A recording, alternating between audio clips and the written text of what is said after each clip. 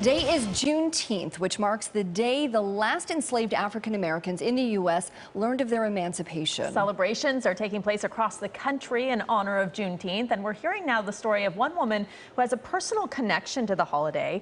CBS News correspondent Danya Bacchus is joining us now with how she discovered that connection. It's such an interesting story. A very interesting story, and one that I'm sure many people wish they would be able to tell as well. Thanks to a family historian, Dr. Joyce Richey, the Associate Dean for Diversity and Inclusion at USC's Keck School of Medicine, knows all about her family's history, which includes how her great-grandmother, who was born enslaved, was told she was free. For Dr. Joyce Richey, Juneteenth isn't just a holiday. It's part of her family history. She used to share like the oral history to our family members. Richey's great-grandmother, Rena Terry Watson, was born into slavery in Georgia. Her family has traced their roots through slave trade papers and marriage certificates from the 1800s.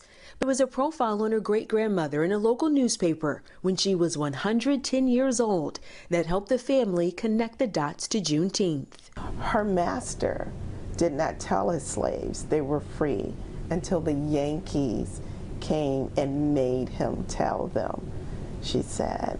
Juneteenth marks the date in 1865 when Union troops arrived in Galveston, Texas to announce all enslaved people were free. It was nearly 2 years after the Emancipation Proclamation. I always recognized it almost as a Texas holiday, to be totally honest with you.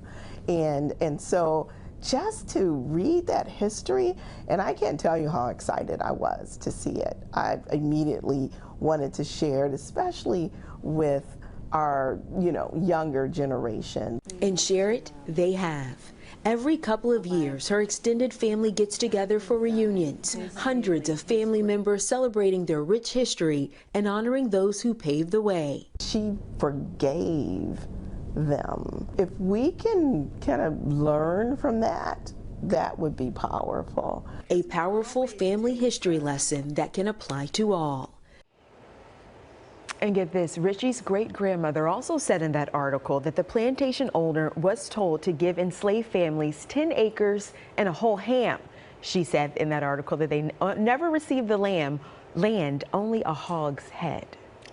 It's such a shameful period of history, and it's Absolutely. so important to commemorate all the achievements, and to know that her great-granddaughter is now a doctor and achieving so much is really special. Right, definitely have paved the way. And you have to say, there's a saying that say, I am my ancestors' wildest dreams, and she is definitely that. Absolutely, and to be able to just share the story, because like you mentioned, so many people aren't able to do that. They don't know their roots in this way. So what a gift for her to be able to pass on to future generations. Right, that booklet that they have and the family reunions that they have, it's pretty much passed down each generation. So they will have a handheld something, it's not just going to be stories, oral history. They will actually be able to see it and touch it. Wow, yeah. Amazing story. Thank you.